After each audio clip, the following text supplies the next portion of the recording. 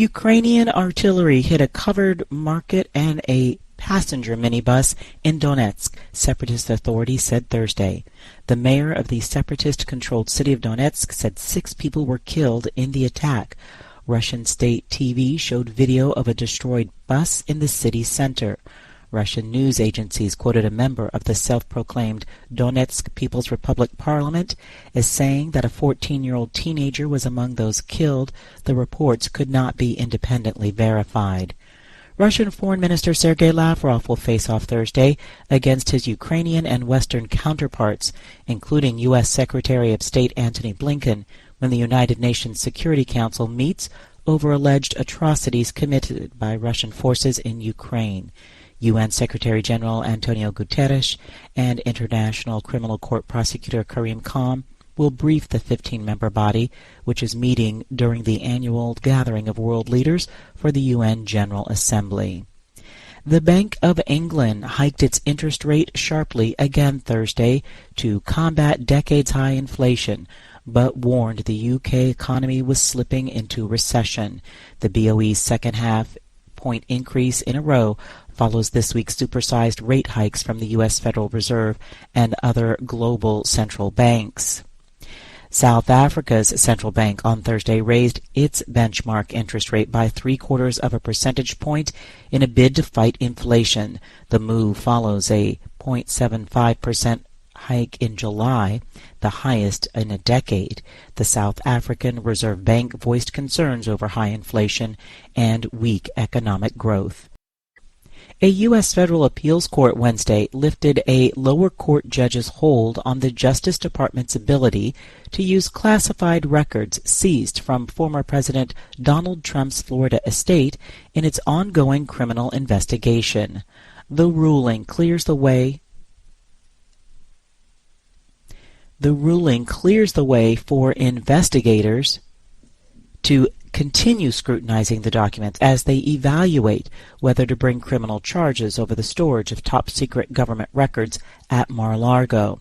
The court noted that Trump presented no evidence that he had declassified the sensitive records. The wife of U.S. Supreme Court Justice Clarence Thomas has agreed to a voluntary interview with the Special House Committee investigating the January 6, 2021 attack on the U.S. Capitol. AP correspondent Ben Thomas reports. Her attorney says Virginia Thomas is eager to answer the committee's questions to clear up any misconceptions about her work relating to the 2020 election. The committee has for months sought an interview with the conservative activist to learn more about her efforts to help former President Trump overturn his election defeat. Virginia Thomas contacted lawmakers in Arizona and Wisconsin in the weeks after the election. The AP obtained emails in which she urged 2 Arizona lawmakers to choose a clean slate of electors and, quote, stand strong in the face of political and media pressure. She also texted with White House Chief of Staff Mark Meadows. Ben Thomas, Washington. Meanwhile, lawmakers in the U.S. House Wednesday passed legislation that revises a 135-year-old law that governs the certification of presidential election. Here's AP correspondent Mike Gracia.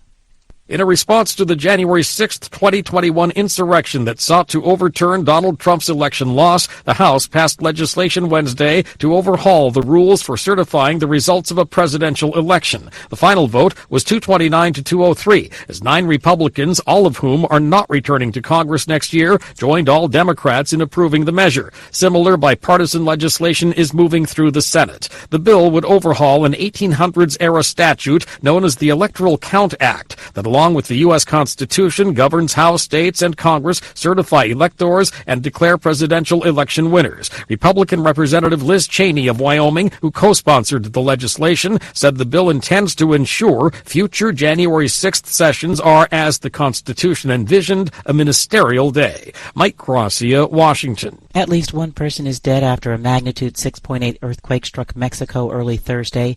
In an AP interview, a geophysicist with the U.S. Geological Survey says they've determined it was an aftershock of the magnitude 7.6 earthquake that struck earlier this week.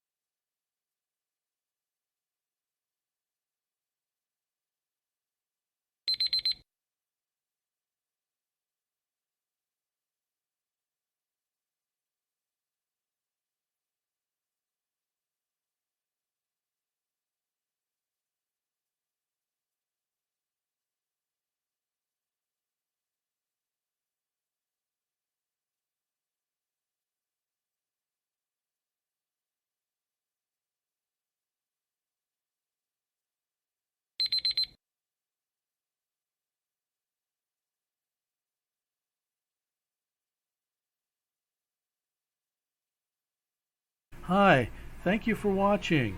I hope the videos are useful for you. Please subscribe to my channel using the button below.